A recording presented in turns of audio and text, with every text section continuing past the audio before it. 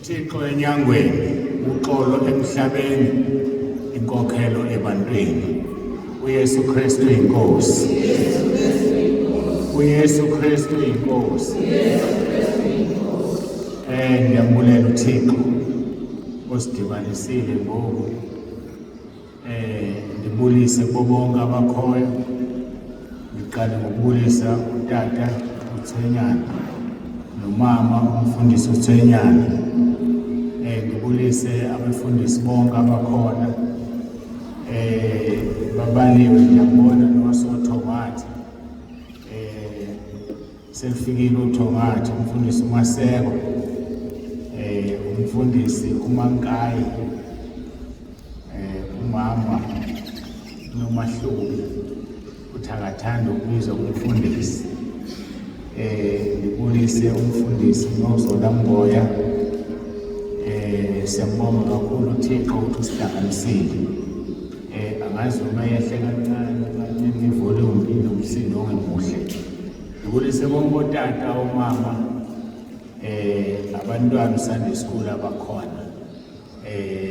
Nobhuti osishayela izinsimbi. Ngithi uYesu Kristu inkosi. Isixelelo esimnandi esithi uYesu Kristu inkosi. Sesivileke ngobungqina bengqina abantwana bakaThixo ukuba eli gama libenzela ntoni na.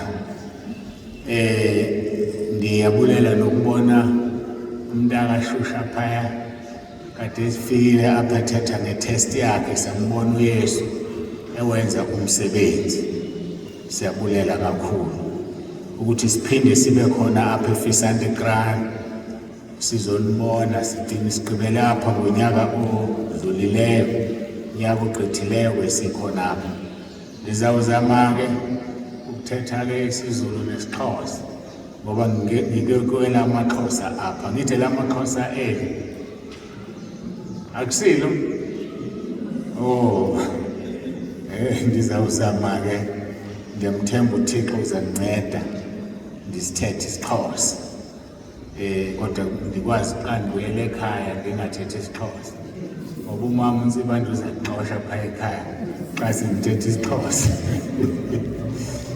Hayi-ke uzuko kuThixo enyangweni, uxolo emhlabeni, inkolelo ebantwini. Inkonzo-ke sizawungena kuyo namhlanje, part number 14, but service number 1 apha eFisante Kraal, but part 14. Itheme yakhona ithi ixesha lithini, ixesha likaThixo. Ngoba it's very important ukuthi si-understande ukuthi ubusa uThixo apha emhlabeni kweli hlabathi. Ngoku kumele si-understand ixesha lakhe ngoba uthi uzobuya njengesela azolanda abo abantu abamlindeleyo. The question is, simlindeleni thina na? Si-ready ukuba sihambe? Ngoba angabuya noma nini na. Nangoku angabuya. Na next year angabuya, nango-2030 angabuya. Ubavezile-ke aba ukuthi bangabaprofethi bokuxoka abebethetha bethi uSeptember uzawubuya azolanda ibandla. Akwenzekanga-ke, asizongena apho. Sizobuka izinto azithethile ezibhalweni zakhe ezingcwele ukuba yintoni na esizawubona ngayo ukuthi uThixo usezawubuya nomunyana wakhe uYesu Kristu uzawubuya nini azolanda ibandla. Sizovula-ke incwadi kaTimoti wesibini chapter 3 izawufunda uverse 1 to verse 5. Timoti wesibini chapter 3 verse 1 to verse 5. Ndingakafundi-ke mandithandaze. Angiyazi-ke le nto izanibona naxa ndithandaza.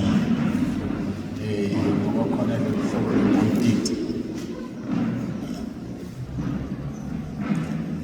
Bawo egameni likaYesu Kristu oyinkosi yethu, siyathoba phambi kobuso bakho. Siyabonga ukuthi usihlanganisile namhlanje kule ndawo yaseFisante Kraal eCape Town.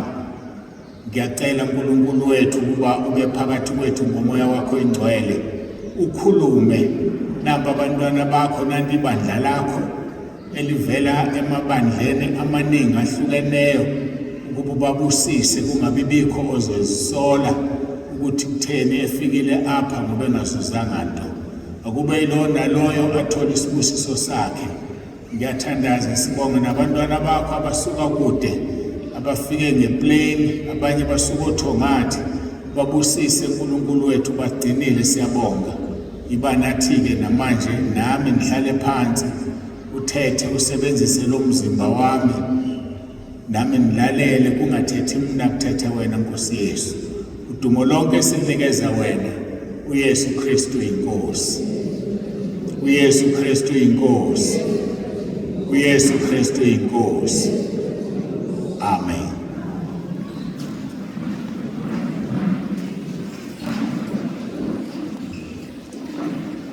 Sizofunda ke 2 Timothy chapter 3 verse 1 to verse 5. Kuthethwa ke ngobubi obuhlalele ukubakho.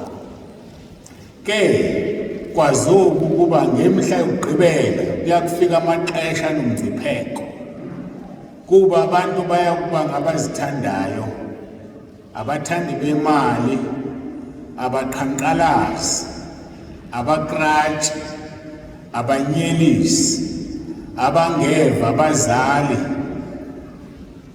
abangubuleliyo, abangengcwele, abangenabubele, abangenataha, abatyoli, abanganakuzeyisa, izibhoja, abangenakuthanda kulunga, abancethezi, izityutyutyuthu, abathiwe lwane likratshi, abathandi beziyolo kunokuba bathanda uThixo, benokumila kokuhlonela uThixo, ukanti bayawakhanyela amandla akho. Kwabo ke khwebuka. uYesu Kristu inkosi. uYesu Kristu inkosi. Kwabo ke basekhayeni lezwi, asikagqibi ukuthetha ngaba abathanda imali. Ngokugcinwa inkosi nangokuvuma kwayo sogqibela ngabathanda imali mhla ka-2 November 2025. Ndizolokhu ke ndisho lento yethu, lentetho yethu othi ndiyibheke ukuba ibizwa njani. Isiqhele sethu esithi uYesu Kristu inkosi from time to time. Sizawukhumbula ukuthi uYesu Kristu inkosi samnikezwa nguYesu apha ezibhalweni zakhe ezingcwele xa ufunda incwadi yabaseFilipi chapter 2 suka kuverse 9 to 11 ethi kungoko athe uThixo wamphakamisa kakhulu, wamnika igama elingaphezulu wonke amagama, ukuze ngegama likaYesu onke amadolo agobe, awabasemazulwini nawabasemhlabeni nawaphansi komhlaba, zithi zonke izilimi ziqele ukuba uYesu Kristu inkosi kuze kuzukiswe uThixo uyise. Ngoku xa sithi uYesu Kristu inkosi, uThixo uyise uyazukiswa. Ngoku ke sizathi xa sithetha apha sithi uYesu Kristu inkosi, nawe apho uhlezi khona uzawuthi uYesu Kristu inkosi. Apha ke eKapa ngoku sizawuthetha ngabaqhankqalazi. Abaqhankqalazi ke igama elijulileke thina esikhuluma isiZulu, abazigabisayo, the boasters. Olu hlobo lwabantu baninzi ngeli xesha lemihla yokugqibela, abantu ababhostayo. And asingakungena emazulwini ngokuqhankqalaza. Ukuqhankqalaza akunakusinceda nto, ngoba kufanele simphakamise uYesu. Sho njalo uJohn chapter 3 verse 14 uthi masimphakamisa uYesu oko uMose waphakamisa inyoka ehlane, ukuze noma ngubani obuka uYesu akholwa asindiswe, njengoko uMose wayiphakamisa inyoka ehlane abantu ababegula belunywe izinyoka ama-Israyeli ayijonga inyoka kaMose aphiliswe. Ngoku nathi simele ukuphakamisa uYesu, singabi ngabaqhankqalazi ngoba leyo nto ayinakunceda muntu. Imzekeliso chapter 11 verse 2 iyathetha ngaba bantu, ithi kwafika ukukhukhumala kofika ukucukucezwa. Ukucukucezwa-ke ihlazo. Xa umuntu ekhukhumala kuba nexesha kufika ukucukucezwa. Bunabatho zamileyo ubulumko, but wisdom stays with those who are modest and humble. That's where the wisdom stays. Ngoku-ke kufanele sibe humble, kufanele sizithobe phansi kwesandla sikaThixo. Isho njalo izibhalo ezingcwele ngoba yena uzokusiphakamisa ngexesha elifaneleyo. And xa sizithoba phansi kwesandla sikaThixo, uSathane ongendawo uza kusibaleka. Ngoku-ke xa ufuna uSathane akubaleke, zithobe phansi kwesandla sikaThixo. Xa ukhukhumala kufika ukucukucezwa, zisho njalo izibhalo. Akho umuntu ofuna ihlazo, akho umuntu ofuna ukucukucezwa, ngoba xa usucukuceziwe uyaphoxeka ebantwini, uba ashamed. But-ke ifuna loo nto ukuba uyeke ukuba umqhankqalazi. Le nto ithetha ukubana okhukhumele unenhliziyo ejibilizayo ngoba uyakhukhumala. Inhliziyo ejibilizayo-ke ayinakumngenisa umuntu emazulwini. Xa ubukela abanye abantu phansi awunakungena ezulwini ngoba inhliziyo ejibilizayo iyisinengiso kuThixo. uThixo akayifuni loo nhliziyo. Imzekeliso chapter 11 verse 20 lithi ngamasikizi kuYehova abanhliziyo zijibilizayo, ukholwa ngabo bandlela ezigqibeleleyo. Injani indlela yakhe igqibeleleyo na? Ngoba ngamasikizi kuYehova abanhliziyo zijibilizayo. Injani inhliziyo yakho? Ndivele abanye abantu bethi kade ndandikholwa, but kunezinto endizifundayo. uThixo akamfuni umuntu onamamuzi, umuntu okhetha abantu, umuntu othanda abantu abathandayo, abanye akabafuni. Abanhliziyo ephakemeyo bayisinengiso kuJehova, kepha abapheleleyo endleleni yabo bayintokozo kuye.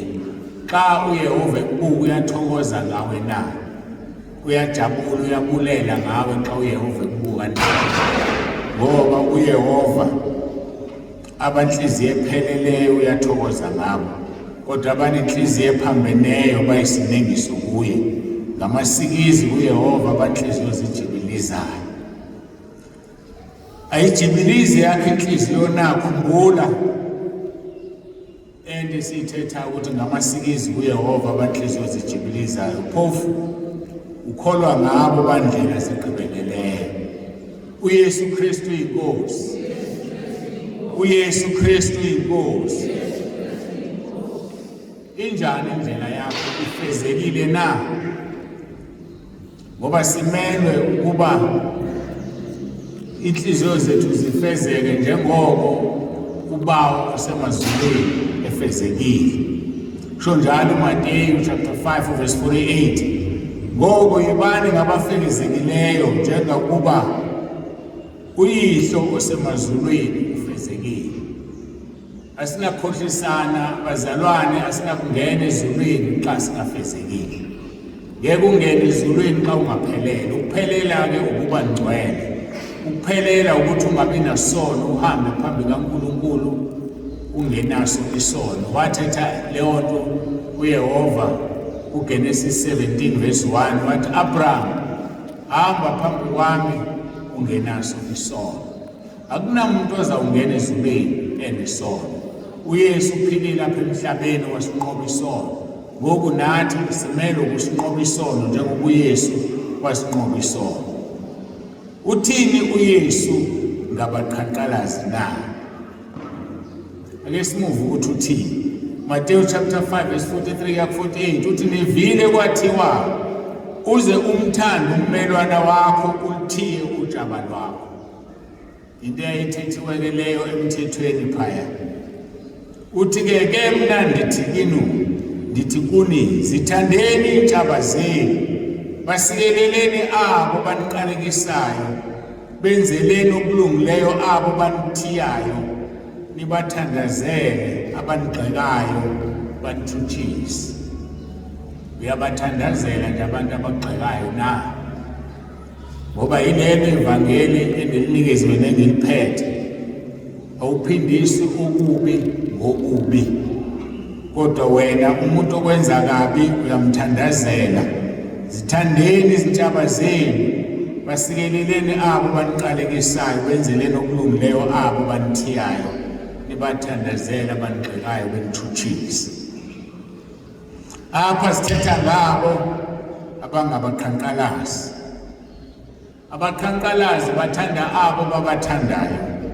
Abaqhankqalazi babulisa abazalwane babo bodwa. Uyababulisa wena abanye abantu na?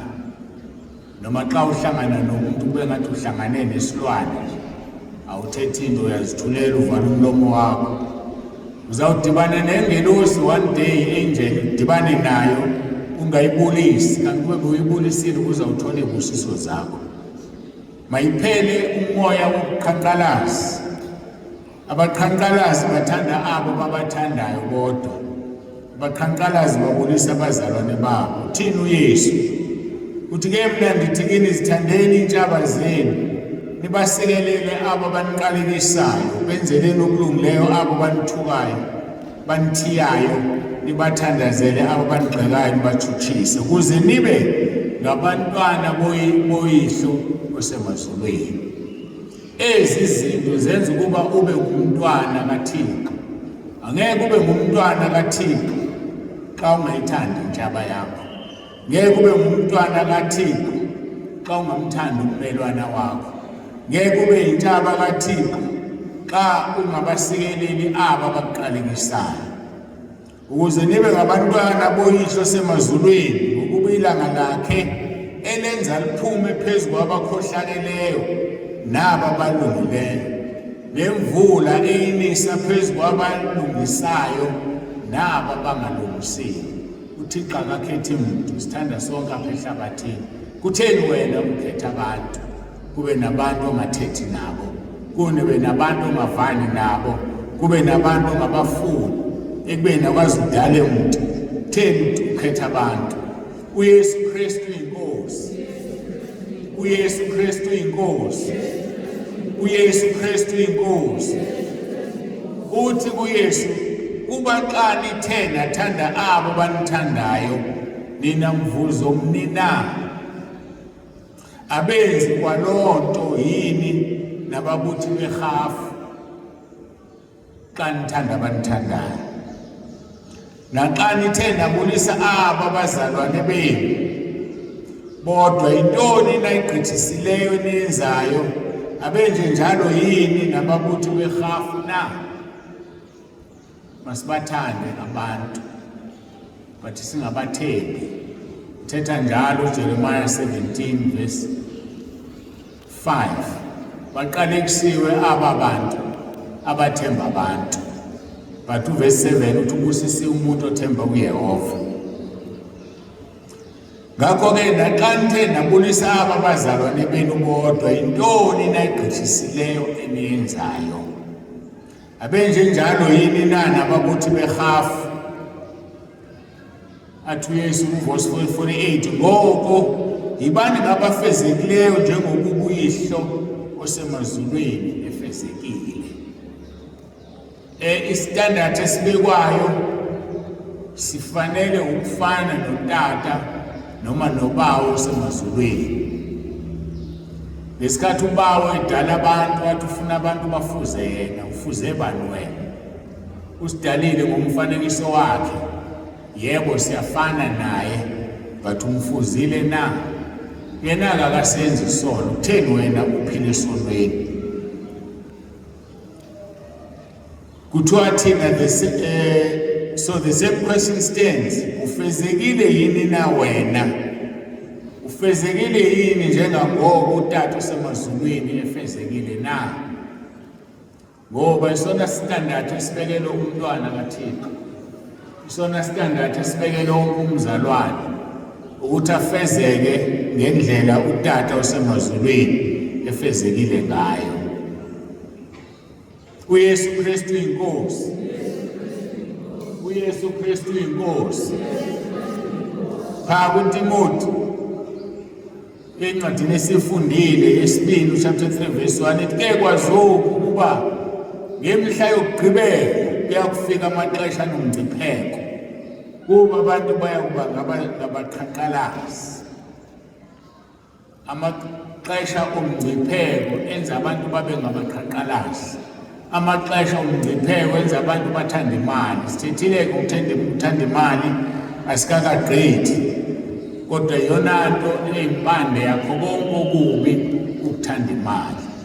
Abantu bayayithanda imali, kanti imali kufanele ungayithandi, uthanda uThixo. uThixo uza kunika imali. Uthe igolide nesiliva lingelakhe. Oqhayisayo-ke makaqhayise ngenkosi, hayi ngaye, hayi ngabanye abantu. Thetha njalo umpostoli Pawulos xa ebhala phaya kwabaseKorinte besibili eholwa ngumoya oyingcwele. Uthi sithi sizishumayele iindaba ezilungileyo ezindaweni ezingaphaya kwenu, singaqhayisi ngesilinganiselo somunye ngezinto ke esezilungisiwe. Masingaziqhayisi bazalwane. Oqhayisayo ke makaqhayise ngenkosi. Thixo akamfuni umqhankqalazi obukela abanye abantu phansi azibone ngcono. Ngoba nangu umuntu uyahlupheka, umuntu akanayo imoto, umuntu akanako okwembatha, bese wena umbukela phansi umqhankqalazi. Uthixo akamfuni. Ngoku siphila-ke emaxesheni okuqhankqalazi, xa abantu bethanda ukuqhankqalazi. Thina kwabaseKorinte besibili chapter 10 16 to 18 lithi sithi sizishumayele iindaba ezilungileyo ezindaweni ezingaphaya kwethu, singaqhayisi ngesilinganiselo somunye ngezinto ke esezilungisiwe.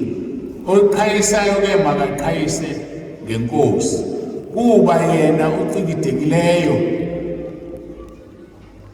asingoziyalezayo kodwa ngoyalezwa inkosi. Yena ocikidekileyo asingoziyalezayo kodwa ngoyalezwa inkosi. So asizincomi bazalwane, kodwa sinconywa inkosi. Asishayi ihlombe.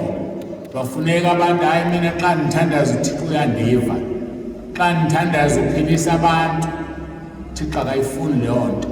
Uthi udumo maluye kuyena, uzuko lonke luye kuye, hayi komunye umuntu. Indumiso 115 verse 1 uthi uzuko lakhe akanawucazelana nomuntu, ufuna lonke udumo luze kuye. Ngoku ke umuntu oziqhenyayo akaziqhenye enkosini. Bathi ke xa bekhumusha verse 8 17 and 18, but let the one who boast in the Lord, for it is not the one who commends himself who is approved, but the one who the Lord commends. So kufanele ube uThixo siyalezayo, kungabe umuntu, ngoba asingoziyalezayo thina, kodwa ucikidekileyo ngoyalezwa inkosi. uYesu Kristu inkosi. uYesu Kristu inkosi. uYesu Kristu inkosi. Siyevakala ukuthi isiXhosa sami noma sivakala. Ndafika kwenye indawo bathi ngithethe isiXhosa esijulileyo, phofu ke ndithethe saseBhayibhelini mna, andithethe sangoku. NgesiZulu saseBhayibhelini sijulile, asifani nezulu esisithethayo. Nisindisiwe ngokubabalwa nangalo ukholo, nako oko kungaphumukuni kusisipho sikaThixo. Kunabantu abaziqhayisayo bathi basindisiwe bona ezifu nento abayenzileyo ukuze bathole usindiso. Ukusindiswa kwethu esinakho ngisibulela uThixo. Baninzi abantu abebengasindiswa bamkhonza uThixo more than us. Bamkhonza uThixo basidlule, but uThixo uthi msenzele inceba. Masimbulele uThixo sizithobe, ngoba ukukholwa akusikhona kwabantu bonke, kodwa ukukholwa kwabo abo uThixo abathandayo. So uThixo ukuthandile, uThixo undithandile. Ngoba masingabi ngabaqhankqalazi. Xa uThixo ekuthandile kusisipho sikaThixo, ngoba sisindisiwe ngokubabalwa nangalo ukukholwa. Ubabalo likaThixo ukuthi usindisiwe. It's the grace of God that you are saved. Akho nto yenzileyo to deserve salvation, but thina usithandile uThixo. Ingakho ethetha phaya kuJohn 15 ngidinga uverse 16 or 17 uthi mina ndimthande kuqala, akusinini enimthandile. So okwethu masimkhonze uThixo, sinikele imizimba yethu yonke kuyo, kungabikho nto esijabulisa ngayo ongendawo. Abasefesu chapter 2 verse 9 kuya ku-10 ithi akuphumi emsebenzini hleze kubekho bani uqhayisayo, kuba thina singumsebenzi wakhe, sidalelwe kuKristu Yesu ukuze senze imisebenzi elungileyo awayilungisayo uThixo ngenxa engaphambili ukuze sihambe kuyo. So kunemisebenzi elungiswe nguThixo ngenxa engaphambili ukuba thina sihambe kuyo. uThixo wayigqiba lento xa before adala umhlaba ukuthi kuzawuba nosibanibani aphile ngexesha elithize, kube nosibanibani andenzela u-1, 2 no-3. Are you aware ukuthi wena njengoba ukhona apha uThixo kunomsebenzi wakhe akunikeze wona? Xa ufika apha kwemazulweni, mhla umuka kweli hlabathi, uzawufika uthini xa ungazi ukuthi ukuletheleni emhlabeni? Uzawufika uthini xa ungazi ukuthi ukudaleleni? Ngoba this is the first question. Did you do what I sent you to earth to do? Uzawuphendula uthini na?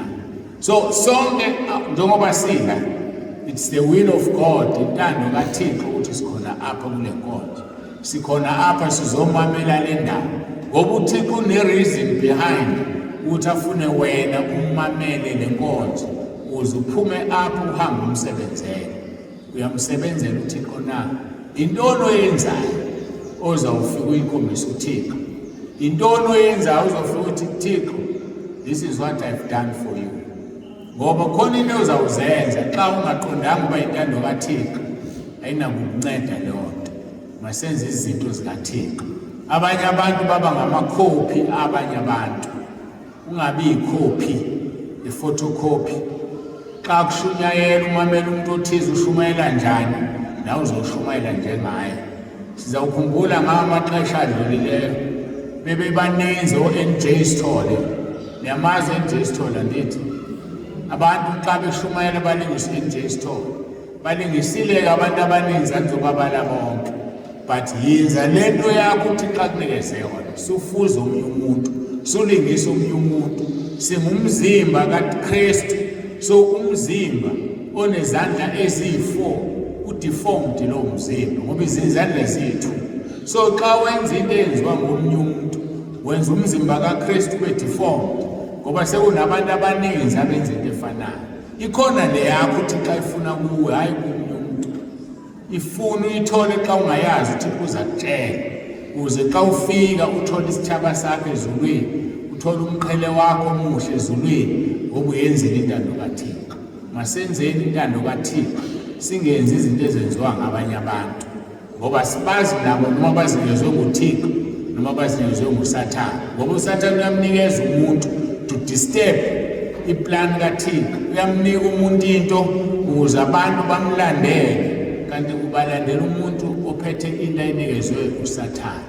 So uNkulunkulu makasiza sikwazi ukuhlola omoya, sibone umoya kaSathane nomoya kaYesu. Ngoba umoya kaYesu uzosiphilisa, umoya kaYesu wona uzosifikisa ezulwini. Lithi ke lelizwi sidalelwe imisebenzi emihle sidalelwe kuKristu ukuze senze imisebenzi elungileyo awuyilungisisayo uThixo ngexesha engaphambili ukuze sihambe kuyo. Usindiso luza ngobabalo lukaThixo, aluzi ngomunye umuntu, luza ngobabalo lukaThixo, luza ngonyana wakhe uYesu. Negama esilinikezwe elithi uYesu Kristu inkosi sivile apha benika ubungqina, leli gama lenza izimangaliso. So xa ulisebenzisa ukuthi uYesu Kristu inkosi uvula amazulu, ngoba xa ufunda uRoma 10 verse 9 uyayicacisa lento. Ndimvule ndimbheke uRoma 10 verse 9 uthi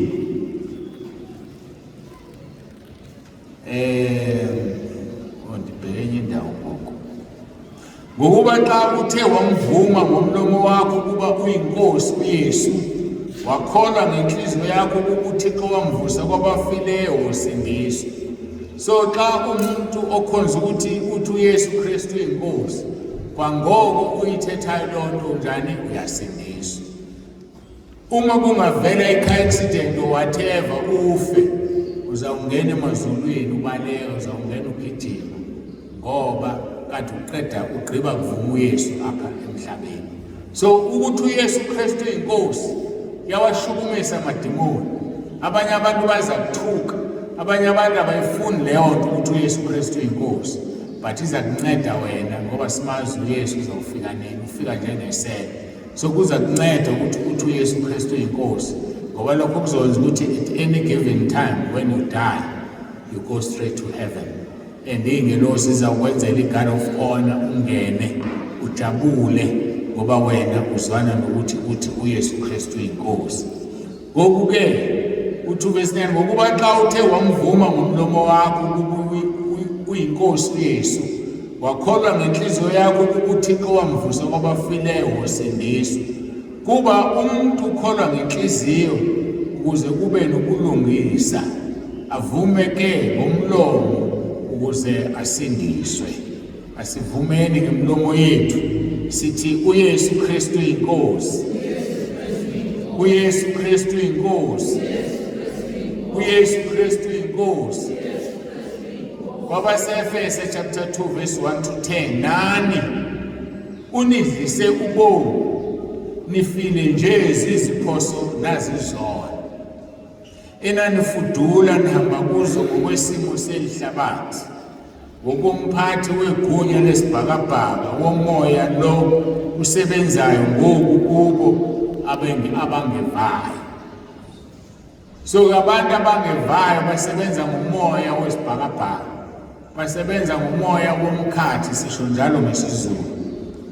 Ngoku-ke unidlise ubomi nifile nje ziziphoso nazizono, usiphilisile kade sifile ngenxa yezono. Umuntu ophila esonweni ufile, udinga ubomi, uThixo akudlisa ubomi, ngoba xa wenza iziphoso ufile. Lithi-ke enanifudula nihamba kuzo ngokwesimo selihlabathi, ngokomphathi wegunya lesibhakabhaka womoya lo usebenzayo ngoku kubo abangevayo, esasifudula nathi sonke sihleli phakathi kwabo ezinkanukweni zenyama yethu, sisenza ukuthanda kwenyama nokwengcinga, saye ngemvelo sikwangabantwana bengqumbo njengabanye babo. So xa uphila ngokwenkanuko yenyama ungumntwana wengqumbo, ungumntwana wolaka lukaThixo. Ulaka lukaThixo, ingqumbo kaThixo ihlezi phezu kwakho. Buyela kuThixo, sondela kuThixo, naye uza kusondela kuwe. But xa uhambela kude noThixo uzawudibana naye ngosuku lokugqibela, apho-ke zonke izinto zizawuvela ebaleni. Ke uThixo esisityebi nje ngenceba, uthe ngenxa yothando lwakho olukhulu wasithanda ngalo thina sifile nje ziziphoso, wasidlisa ubomi ndawonye noKristu, nisindisiwe ngokubabala. wasivusa naye wasihlalisa naye kwezasemazulwini iy'ndawo sikuKristu. So xa uThixo esekudlisa ubomi uhlala emazulwini, xa sikubona apha kweli asiboni wena, sibona uThixo uphila kuwe, wena ukho apha kodwa usemazulwini. Lithi kwabaseKolose ungakwesokunene sikaThixo uhlezi kuYesu. So-ke asiyeke ukwenza intando yophetha amagunya esibhakabhaka, ngoba ngeke kusifikise endawo lokho, but kuzasidinisa ezihokweni emlilweni ongacimekile. Ngakho-ke ubutyebi bukaThixo ngenceba uthe ngenxa yothando lwakho olukhulu wasithanda ngalo thina sifile ngeziziphoso, wasidlisa ubomi ndawonye noKristu, wasivusa naye wasihlalisa naye kwezasemazulwini iy'ndawo sikuKristu Yesu. Kristu Yesu uyindlela, Kristu Yesu ngubomi, uKristu Yesu uyinyaniso. Ngoku sidinga ukuthi sihlale phaya kuBaba sikuKristu, ngoba ukwazi ukuhlala kuBaba emazulwini ungekho kuKristu. Xa uKristu lithi iBhayibheli uyisidalwa esisha, but you cannot just be a new creation. Kufanele uqale uvume izono zakho, umvumo uYesu kuba uyinkosi khona uzawusindiswa. You cannot be in Christ without being saved, and you cannot be in Christ without having confessed your sins. Izono ziyavunywa ukuze ube kuKristu. Awunakuba sidalwa esitsha ungavumanga izono zakho. Yilona vangeli ke ndiliphethe lelo lokuvuma izono. Izono zenza umuntu agule, izono zenza umuntu aphambane ngengqondo, izono zenza umuntu angakwazi ukucinga kakuhle ngoba unezono, uneziphoso. Eziphoso masizilethe kuYesu. uYesu wasifela emnqamlezweni, uYesu wasifela ukuba ezi ziphoso azithathe yena, bese thina siyakhululwa. Sithengiwe ngegazi likaYesu. uYesu Kristu inkosi, uYesu Kristu inkosi, uYesu Kristu inkosi. Athi verse 7, ukuze ubutyebi obuncamisileyo bobabalo lwakhe abubonakalisile emaphakadeni azayo ngokusenzela ububele ngoKristu Yesu, kuba nisindisiwe ngokubabalwa nangalo ukholo, nakho oko kungaphunguli kusisipho sikaThixo. You have been saved through grace and your faith. So wena xa usondela kuYesu sondela nokholo, uYesu eze negrace nobabalo lwakhe, then you will be saved. Yiyo le nto uYesu esahamba apha ehlabathini, njalo xa ethandazela umuntu egula, uYesu wayethi ukukholwa kwakho kukusindisile, because you have to bring your faith. Without faith, God cannot be pleased, and He can only be pleased through faith. So kusho ukuthi kufanele wena uze nokholo lwakho, yena akulethele ubabalo lwakhe ngobutyebile ngobabalo lwakhe. Uyisityebi uThixo, ngoku kubiza ukuba thina-ke sisondele kuye ukuze sisindiswe. For it is by grace you have been saved through faith, and this is not from yourselves. It is the gift of God, not by works, so that no one can boast. Isikhuluma ngabantu abanjani abanqanqalazayo, abaqhankqalazi. So akufanele-ke uqhankqalaze ngokuthi usindisiwe, ngoba xa uqhankqalaza ngoko inkazimulo ayisayi kuThixo, udumo alisayi kuThixo, uzuko aluyi kuThixo, luza kuwe xa uboasta ngokuthi usindisiwe, because you've only been saved through grace. And uSathane ukumamele xa uma phambi kwabantu uzenza ngcono, uqhosha ngokuthi usindisiwe, uza kushaya one day ubabone aba bantu owawuziqhankqalaza phambi kwabo bengene emazulwini. Kunesisho sesilungu esithi, be nice to people on your way up, because you will meet them on your way down. So xa uya phezulu banike imbeko aba bantu, ngambukela umuntu phansi ngaqhanqalazi because khona ezakwenzeka apha phezulu. You'll have to go down and you will meet them still climbing the ladder because wena waqlamba iladder wabukela phansi. Ngoku-ke uThixo ufuna abantu abazithobayo kuyena. uYesu Kristu inkosi. uYesu Kristu inkosi. uYesu Kristu inkosi. Kuba thina singumsebenzi wakhe, sidalelwe kuKristu Yesu ukuze senze imisebenzi elungileyo abayilungisa uThixo ngenxa engaphambili ukuze sihambe kuyo. Yilo nto uThixo asilungisele yona ukuba kunemisebenzi okufanele sihambe kuyo. Le engithe uzathi xa ufike emazulwini ubuzwe ngale misebenzi ukuba uyenzile na. Ngoku xa ukholwayo, you don't just walk by a headless chicken. Yabona inkukhu xa uyibulala inqumla ikhanda iyagijima ihambe isheshife kodwa isabona ihamba itshayisa. So apha ekukholweni sihamba ngokukholwa sihambe ngokubona, ngoba ezi zinto esizibonayo zingexeshana nje qha, but sihamba ngokukholwa ngoba ezi zinto esingaziboniyo esizikholwayo zizawuhlala ingunaphakade. uThixo usiplanela izinto ezinhle kuye ngunaphakade lapho. Uzuku uThixo enyangweni, uxolo emhlabeni, inkolelo ebantwini. uYesu Kristu inkosi. uYesu Kristu inkosi. Ngizawudina apha ke inkonzo yami ethi ngubani ixesha uThixo. Ixesha lemkeli, ixesha lihambile. Akube yilo naloyo abengcwele phambi kaThixo, ngoba ufuna kube yilo naloyo abengcwele.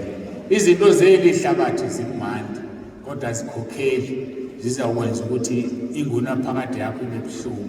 Asikhohlwe izinto zeli hlabathi, azinakunceda muntu. And ukhohlwe omunye umuntu, ungamoyiki umuntu, ngoba ukoyika umuntu akunakukunceda ngalutho. Ukoyika umuntu akenzi lutho, emva kwalokho wenze njani? Uyakubulala nje, akushiyeka njalo. Ake ngibheke khona leli verse elikhuluma ngalokho engilithandayo, ukuthi ungamesaba umuntu ngoba umuntu ayikho into azakwenzela yona. uMatthew chapter 10 verse 28. Ningaboyiki abo babulala umzimba kodwa bengenakho ukubulala wona umphefumulo. Yoyikani ke kanye lowo unako ukuchabalalisa umphefumulo kwanomzimba esihogweni somlilo. So ayinakukunceda ke lento yokoyika umngani wakho, yokoyika upartner wakho, yokoyika uEve emhlabeni, ngoba lo muntu lona akanasizoko, lo muntu lona akanalizulu. But lithi izwi lenkosi uthi uYesu, meyikeni lowo. Ningaboyiki abo babulala umzimba kodwa bengenako ukubulala wona umphefumulo. Yoyikani ke kanye lowo unako ukuchabalalisa umphefumulo nomzimba esihogweni somlilo. Ngigqibela apha nenkonzo yethu yokuqala. Kunomama ofuna ukubusiselwa umntwana. Kunomama ofuna ukubusiselwa umntwana.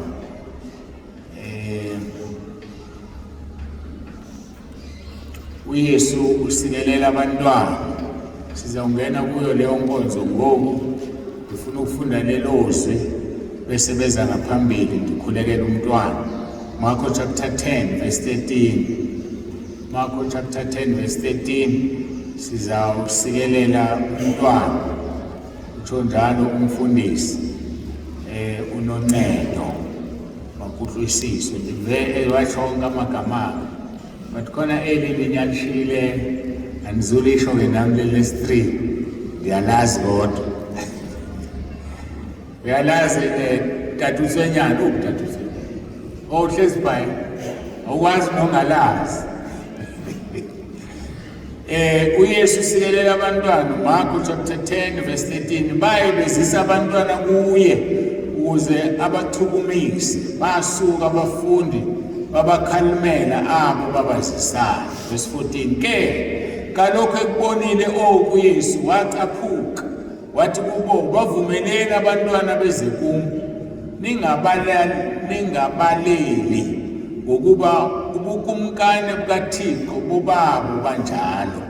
Inene ndithi kuni othe akabamkela ubukumkani bukaThixo njengomntwana akayi kukha angene kubo.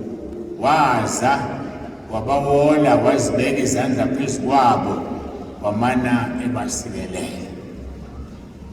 Inkosi mayisikelele ukufundwa kwezwi layo. Ngiyamcela umama nomuhamba notata ndazi ufuna ukusisela umntwana eze apha phambili. Qhubeka mayimisi.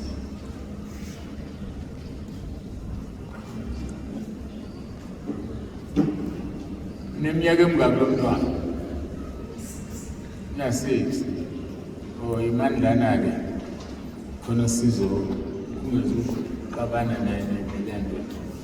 Ngibani ibizo lami? Ulonje?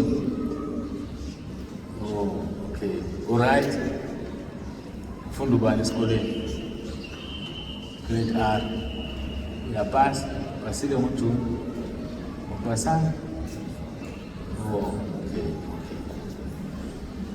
Hayi ngiyakuthandazela, uhlanganisa izandla zakho kanje. Usho usisho ushaka seRoma kuqala lezo. Uyawazi umkhuleko? Awazi? Mama umfundisa? Ngiyawenza. Oh, usho ukuthi akawazi igama lakho. Uzawusho emva kwami.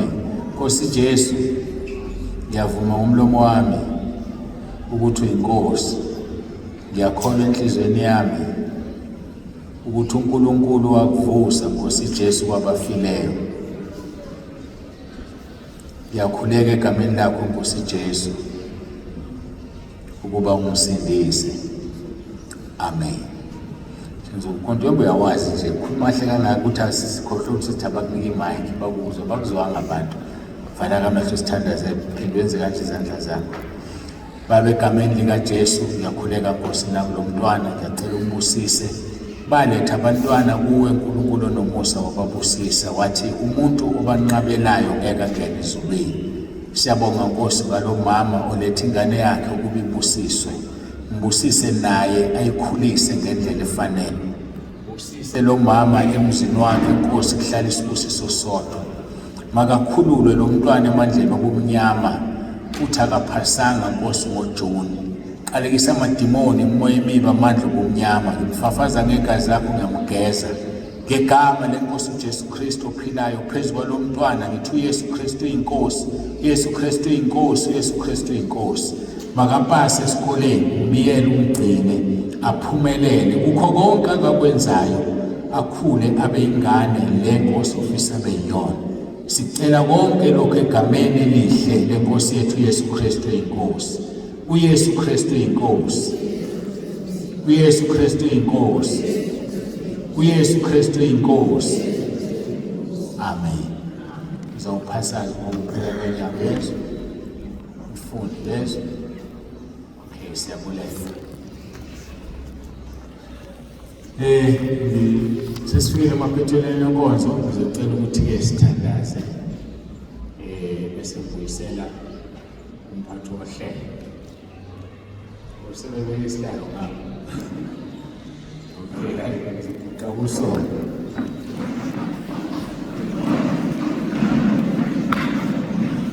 Baba egameni lomfelo wethu uJesu ophilayo, uNkulunkulu wethu nomusa siyabonga. Inkonzo siyasithoba phambi kobuso bakho. Ngiyathandaza Nkosi ngicela ukuba abantwana bakho basize. Balizwe izwi balenze. Kube yilona loyo Nkosi azibuke, azibheke, azijonge ukuthi uhamba kanjani phambi kobuso bakho. Siyezwe Nkosi ukuthi awubafuna abaqhankqalazi. Ngeli ixesha labaqhankqalazi. Siyathandaza Nkosi ukuba ngabikho umzalwane wakho ngomqhankqalazi. Siyathandaza Nkosi ukuba abazalwane bakho babonakale ngenkambo nangokuphila kwabo ngoba wena usidlisile ubomi kuba sibe nobomi obungunaphakade. Siyabonga siyazi ukuthi insindiso ayikho ngomnye ingonyana wakho qha. Kusisaka abantwana bakho bonke abadelile abakwenzayo beza apha enkonzweni. Iba nathi sicela ngoYesu Kristu inkosi yethu ephilayo. uYesu Kristu inkosi. Amen.